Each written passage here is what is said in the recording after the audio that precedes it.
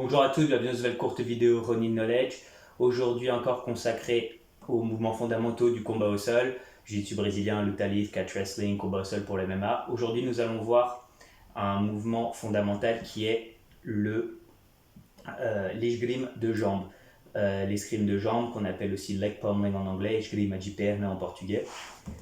Donc trop souvent on voit des personnes à l'entraînement faire ceci, c'est-à-dire tourner leurs genoux ou leurs pieds comme ceci, en pensant qu'ils sont réellement en train de s'échauffer. Il y a très peu de proprioceptiques, c'est-à-dire très peu de transfert de ce mouvement-là vers un mouvement efficace en combat. Non, il y a 3 mouvements différents qui se passent. C'est un détail, comme beaucoup de ceux que je vous transmets dans ces vidéos, qui a été extrêmement bien explicité par John Danaher dans son DVD, qui malheureusement pour certains d'entre vous est en anglais. Et je vais y rajouter 2-3 petites choses à moi. Donc d'abord, il y a un mouvement de pied, regardez, vous voyez la rotation de mes pieds. Ensuite, vous voyez un mouvement de mes genoux et enfin un mouvement de mes hanches. C'est ce mouvement-là. Alors j'ai toujours l'impression, personnellement, que ça ressemble un peu à une flamme en train de brûler parce que c'est un mouvement constant. Ce mouvement, lui, a énormément de transfert. Quand vous allez être, par exemple, avec un adversaire qui essaye de vous inverser, d'exposer vos ischios, pour vous inverser ici et passer votre garde, vous allez pouvoir, en essayant de défendre, rentrer votre jambe efficacement. Et regardez, là j'ai besoin d'un mouvement total.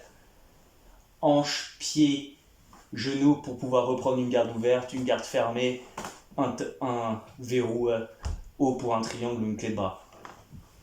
De la même façon, si mon adversaire est en train d'essayer de passer avec le genou au milieu et que je suis en train de défendre, je ne lui laisse pas prendre cet espace extrêmement important près de ma ceinture quand il passe. C'est ce mouvement ici, d'accord, hop, qui va me permettre de revenir vers une garde efficace.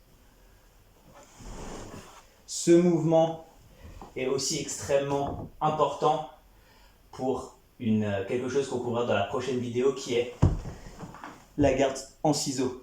Il faut avoir cette dextérité de jambe.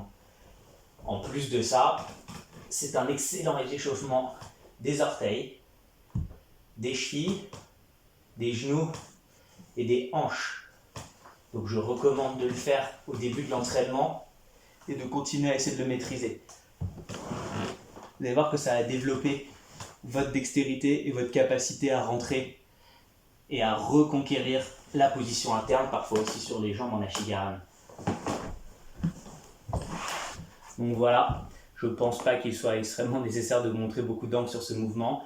L'important étant que vous fassiez toujours bien attention à ce qu'il y ait 3 mouvements distincts, la cheville, le genou et la hanche. On se revoit très bientôt.